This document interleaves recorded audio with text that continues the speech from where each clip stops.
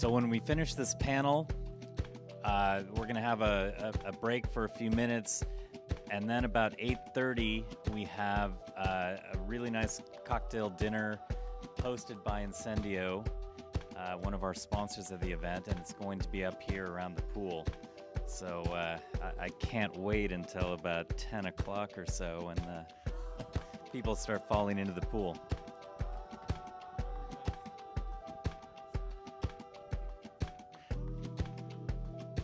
So Bob, I will turn the microphone over to you, and you'll share.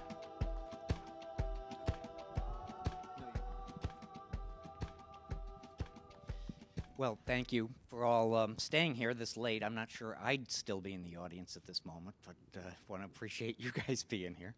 So we've got a terrific panel of journalists and practitioners here, news practitioners here. And what we thought we'd do is do a little round-robin discussion about the state of journalism, the state of the media business, and the state of coverage of media coverage of startups such as yourselves. So perhaps each of our panelists could give a quick 30-second, 1-minute introduction of themselves, and then we can get into an interactive discussion. It won't take a minute. Ben Rooney, I'm the technology editor for the Wall Street Journal, based in London. I cover Europe. Originally, I covered all of technology in all of Europe, so it was a small little beat. Very briefly, potted history. I was the launch editor of the Daily Telegraph's website, which was the first website to launch. Well, there's an argument here, but we will claim that it was the first website to launch, certainly the UK's first daily news website, and arguably Europe's first daily news website, and that was way back in 1994. And if I'd been a lot cleverer, we launched on the 15th of November, and on the 16th of November 1994, most of what has evolved in newspapers was on display within 24 hours. And if I'd been a lot cleverer, I would have been able to understand that. I'm Toby Lews from a niche business-to-business publisher focused solely on the venture industry, which is global corporate venturing. We also do another title, Global University Venturing. And essentially, we're focused on how corporates are investing in startups, tracking information, news, and data about that. And we've recently also started doing university venturing, which is essentially looking at how universities are commercializing IP and the issues that tech transfer offices face. I'm Joel Dreyfuss. I've been a journalist for some 40 years, and I started on manual typewriters with carbon paper and ended up in my last job editing a website owned by the Washington Post. I've covered the whole spectrum, and about 30 years of that 40 was spent covering technology, whether it was at Fortune magazine or as editor-in-chief of Red Herring and Information Week and as editor of PC magazine. The interesting thing is 2 of those 3 have gone out of business, but long after I left. So I don't take any blame for it. But it's just watching the whole evolution of the business is, I think, an interesting thing to talk about. I'm sure we'll get into that. Hello, my name is Robin Wauters. I have not been a journalist for the last 40 years. I've only been a journalist for the last 5 to 6 years. I was a senior reporter at TechCrunch, and after that I was the European editor for The Next Web, covering the European startup ecosystem and tech industry as a whole, and up until July of this year. And I'm currently building a new media business venture of my own. Well, great. Thanks a lot. So perhaps we could just begin a little bit with, the last couple of days have been all about pitching, right? These startups are pitching VCs, and startups are pitching each other, and startups certainly would pitch you guys, right? Journalists, they want you to cover them. I'm just wondering if we could turn the tables a little bit, considering the headlines of the trouble in traditional media, the sale for basically nickels of the Boston Globe, the Jeff Bezos having buying the Washington Post.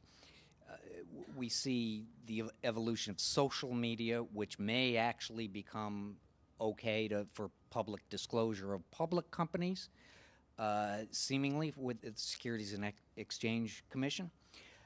I wonder if you guys could pitch back instead of getting pitched. There's a sense out there, I think, that with LinkedIn, with social media, with the sorts of services that are represented out here a little bit by some companies that can enhance social media and the sort of interactions and audience building that can be done that way. You know, are you guys still relevant? Does it matter if one of these startups gets written up in one of your pubs? And I just wonder if you could, one by one, address that. I think Robin can start, and we'll work our way back. All right. So I'll start by with my experience at TechCrunch. TechCrunch obviously was a high-profile blog, especially in the beginning, because there weren't that many publications covering startups as dedicated as the people at TechCrunch were at the time. And it used to be that startups would contact TechCrunch and it'd be like a badge of honor. And some other people would say like TechCrunch can break or make your startup when you appear in it, and none of it was true, obviously, because a publication cannot make or break a startup unless it's a very, very high controversial article or whatever. But in general, the impact is not as big as most people think. On the other hand, I think a lot of startups also underestimate what you can achieve by having a good approach at dealing with media folks, especially building long-term relationships with certain journalists who are very, in touch with the topic at hand and have a specific beat covering your market or, your competitive landscape, the industry that you operate in. So it can be very valuable to build long-term relationships with journalists specific to your business. I think the important thing is what you have to figure out what audience you want to address. Getting a story in the Wall Street Journal is a great achievement, but who are you talking to? Are you talking to your customers? Are you talking to investors? So it's always an issue of who do you want to reach? If you're selling to IT, let's say the gentleman who was showing the reporting function for companies to access their databases, SAP databases, you may want to talk to IT, and you may still want to talk to an old-fashioned magazine like Information Week, because that's still reaching all the IT managers. If you're selling a consumer product, Engadget may be the better product, or GigaOM, for example. So I think the important issue is still which audience do you want to talk to, and what's your goal in getting media coverage?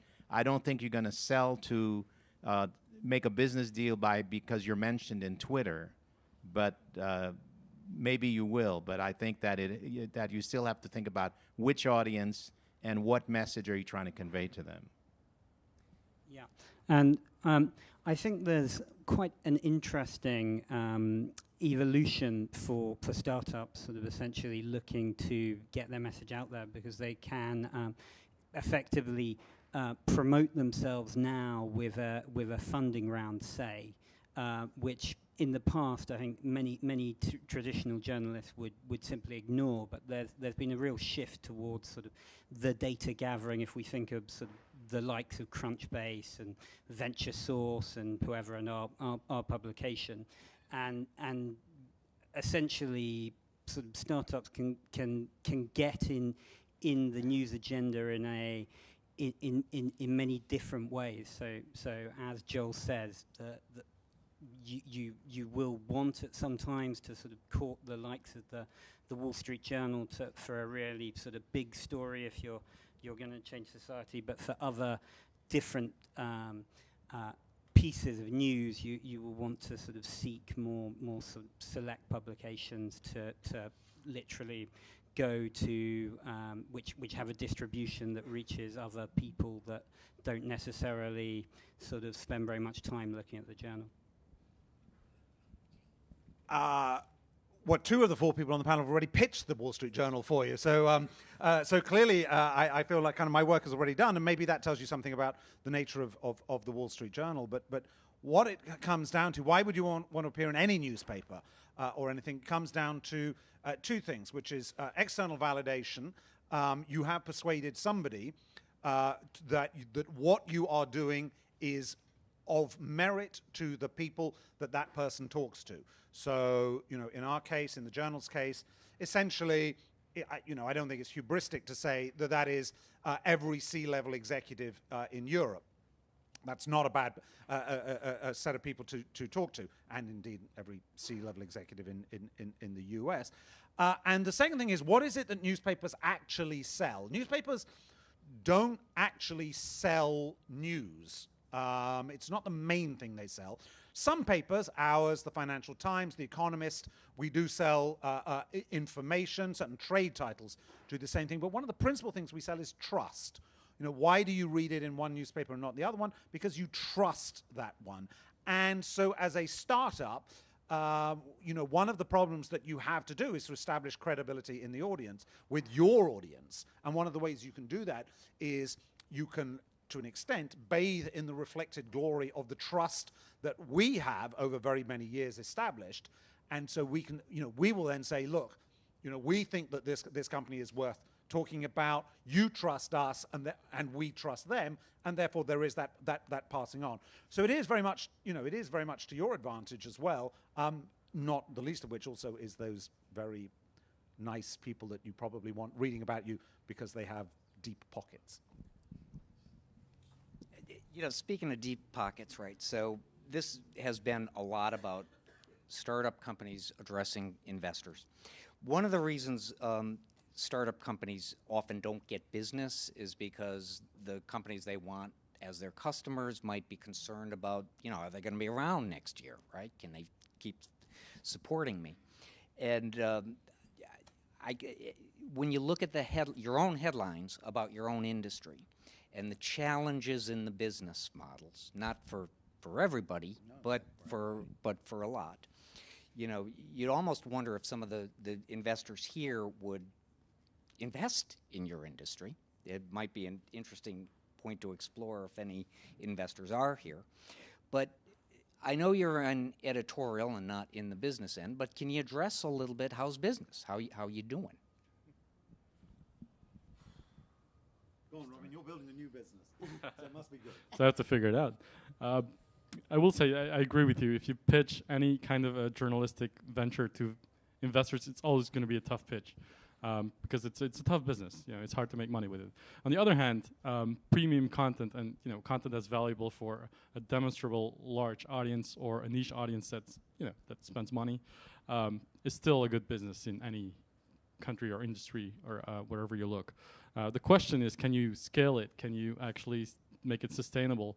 And I think the pitch that you have to, if you're going to look for funding for any new media venture, it's not going to be only about the numbers. It's also going to be about things like concept. Do you believe in the fact that we actually need the kind of content that we're going to bring, the kind of journalists that we're going to deliver? Do you believe in it as a person, as a professional in your industry, and not just look at from a return on investment perspective?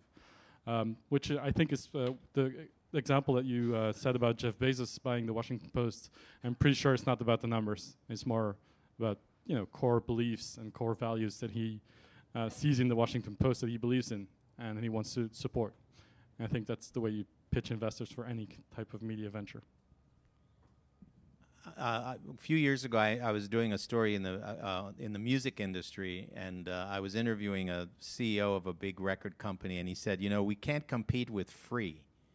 He was willing to admit that the internet was going to be around, which was something that took them some time to accept. But he's just basically said there was one business model he couldn't compete with. But that's exactly what a lot of newspapers are competing with, which is free content. And what I think the big challenge for most of us is, what is the value that you can add that makes people want to pay? The Journal has one of the most successful pay-for-play publications. I don't know what the numbers are, 200,000 paid subscribers, because people see the value of the Wall Street Journal at that level.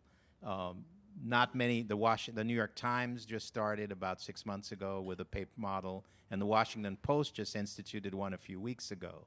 where you get 20 articles free and then you have to pay.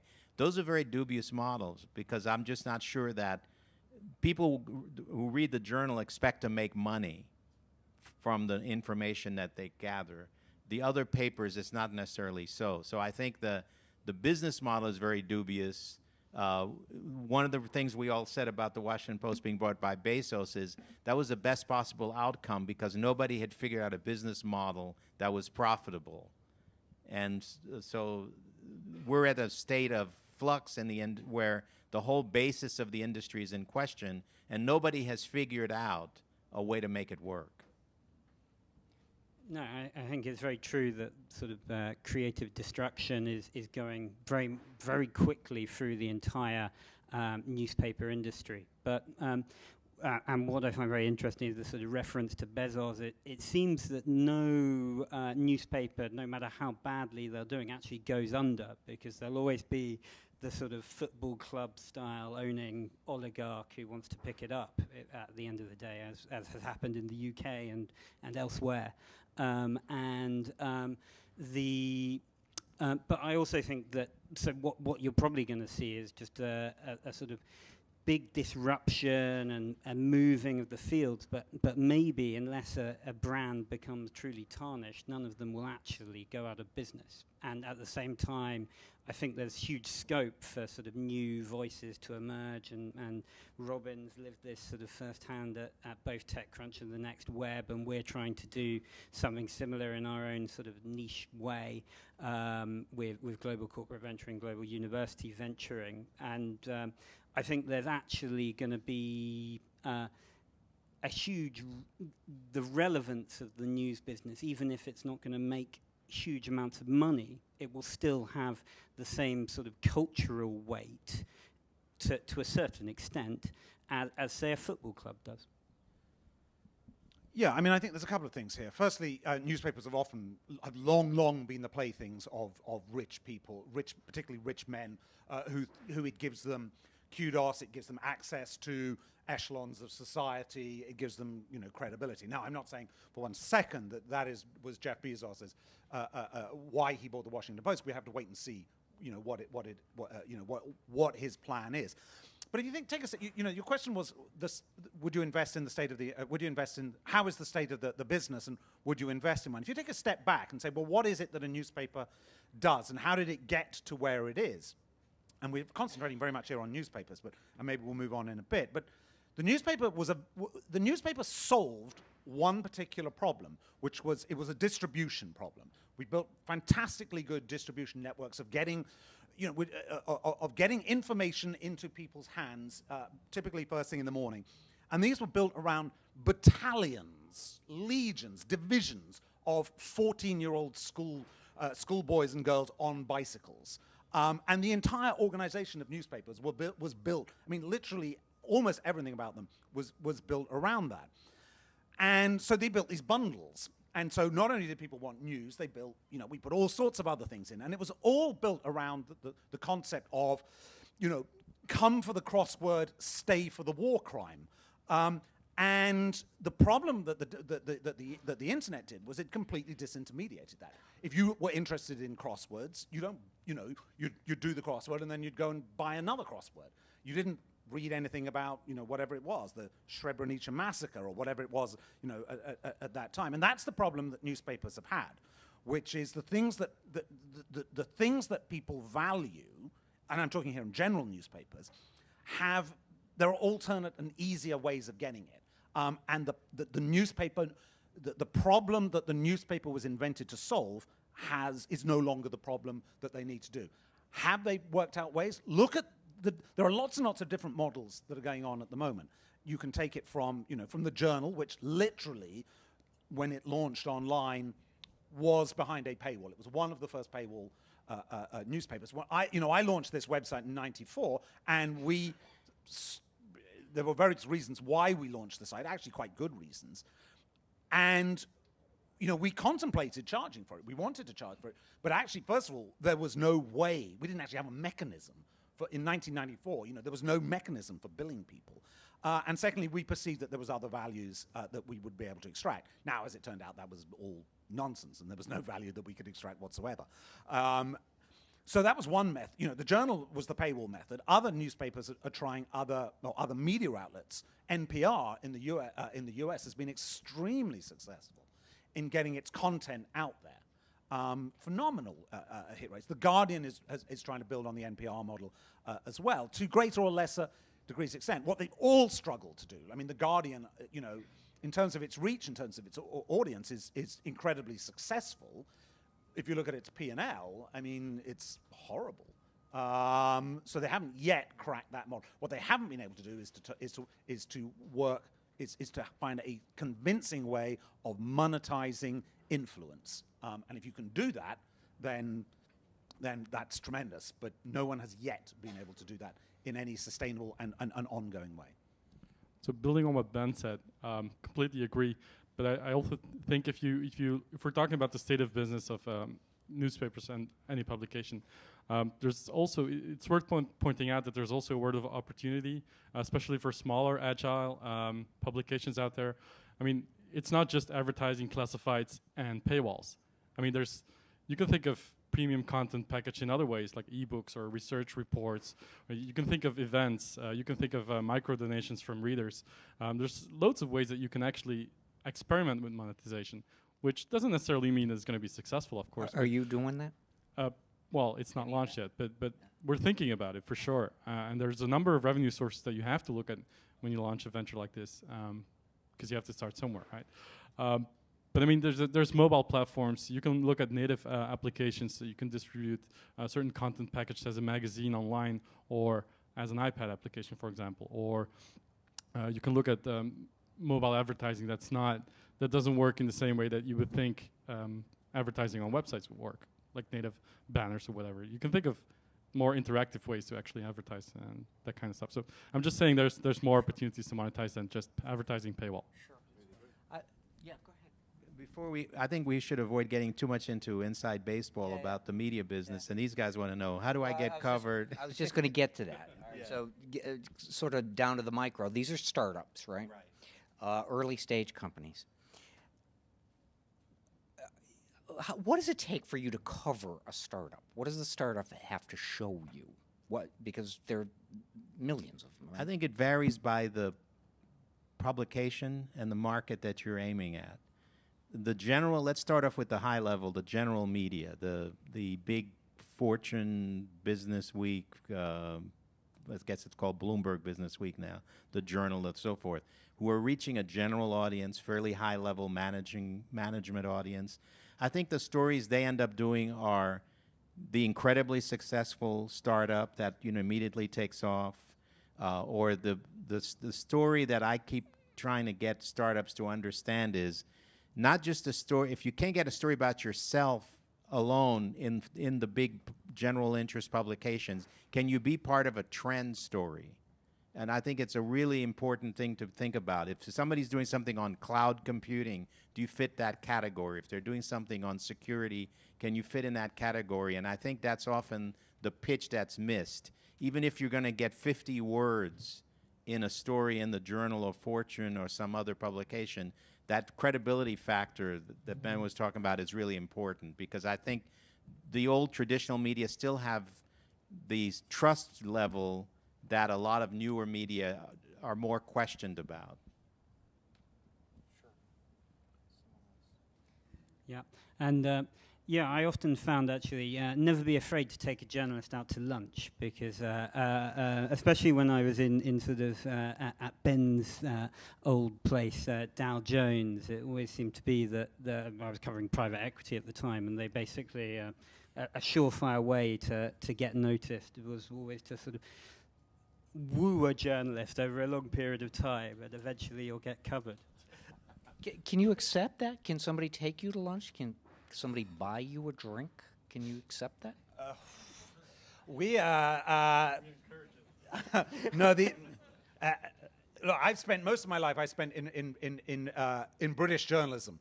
So coming to a U.S. title, I have to say, is an interesting contrast, should we say? British journalism is a very fast-moving, we have a sort of slightly tangential relationship with ethics. Whereas what I can honestly and 100% tell you is that at the Wall Street Journal, boy, do they take ethics seriously. I mean, like, really, really seriously. Could you take me to lunch? There are circumstances in which you can take me to lunch.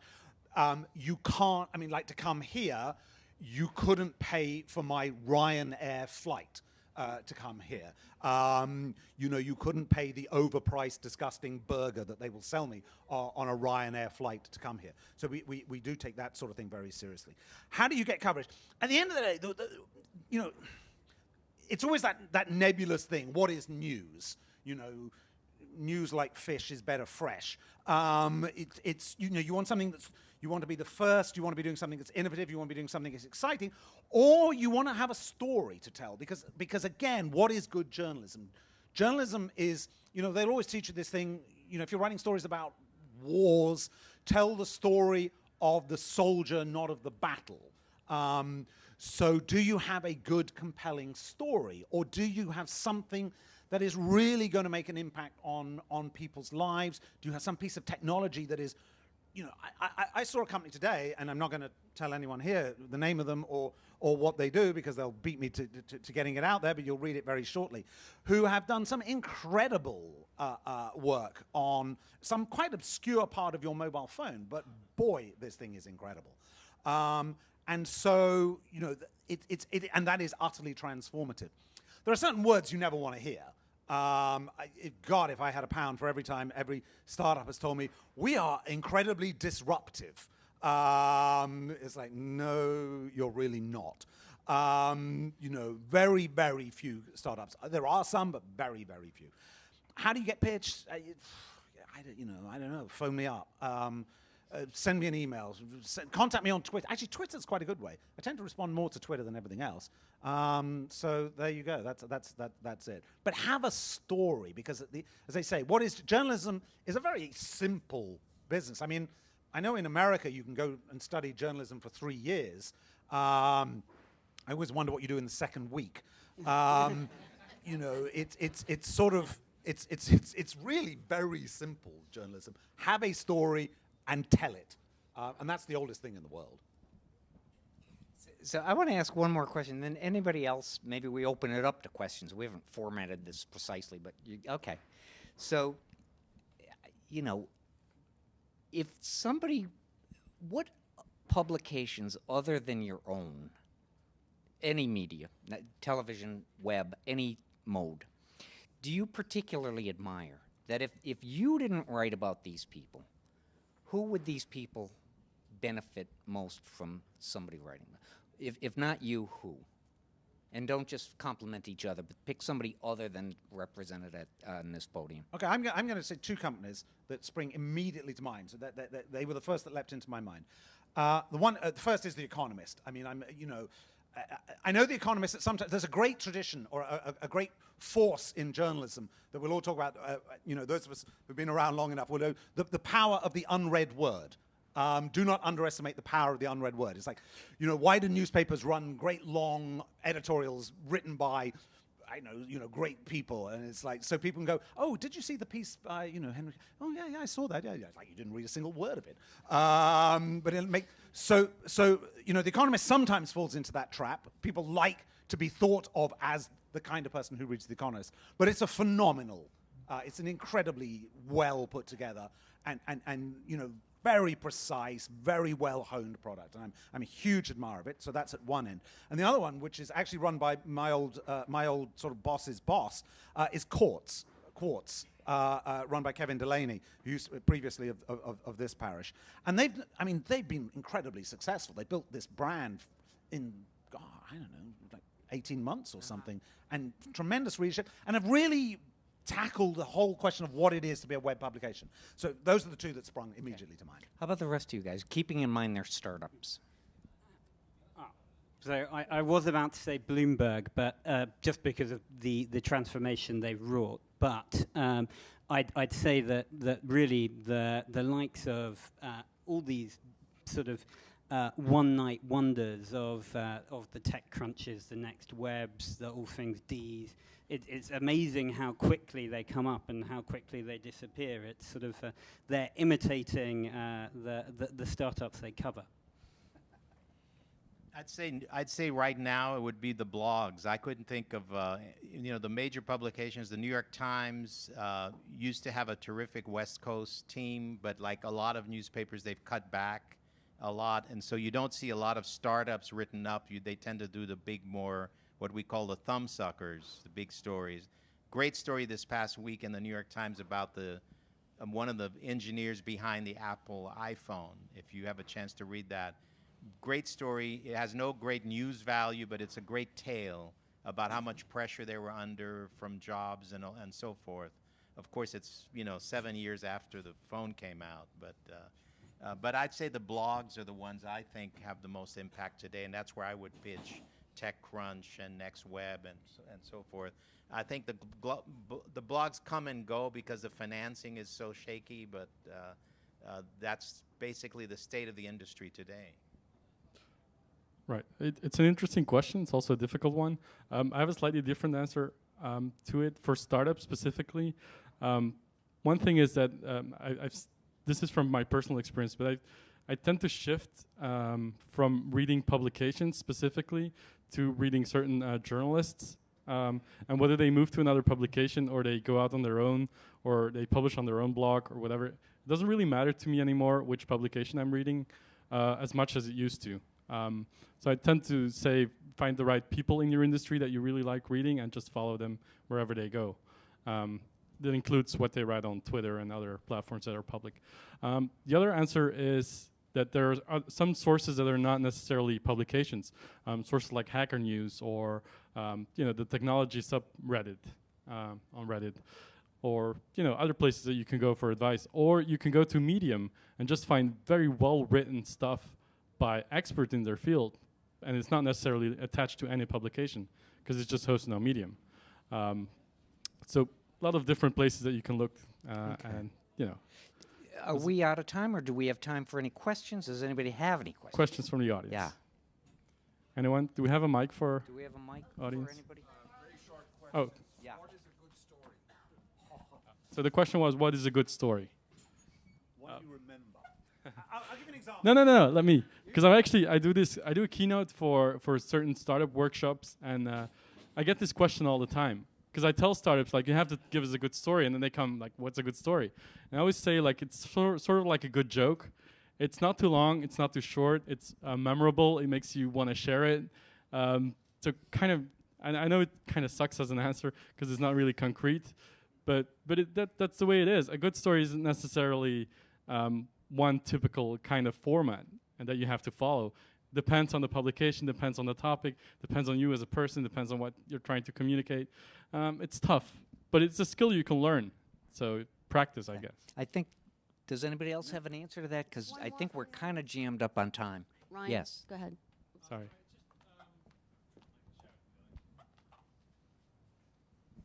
It's an observation and a question. So the music industry has a lot of problems because people keep stealing music, basically. And the news industry, I don't really understand what happened, but the news industry actually just decided to give away news. So and then imagine if all the music labels had got together and decided they were going to give all the music away and then complain because they couldn't actually make any money out of it. No one would feel really sorry for them. So the question really is, why is the news industry in the state that it's at, and why have they continued to decrease quality rather than increase quality and differentiate and make something worth paying for? And instead, the news industry seems to altogether have just decided to give everything away for free and decrease the quality to make it able to do so. Well, we haven't had an iTunes. I think that's one of the big problems. As Ben said, newspapers were a distribution system, but they thought they were an information system, and they were confused about their mission. And so we built new distribution systems and gave away all the content for free. And instead of figuring out how to maybe sell other things through the distribution system we already had, which could have been, everything from shop. Think about it. If you could reach every single house in every single suburb in America or the UK or Europe maybe you could have sold groceries or something and made more money. But I think the lack of understanding of the mission, the difference between the mission and the distribution system, and the lack of faith in the ability to get people to pay. So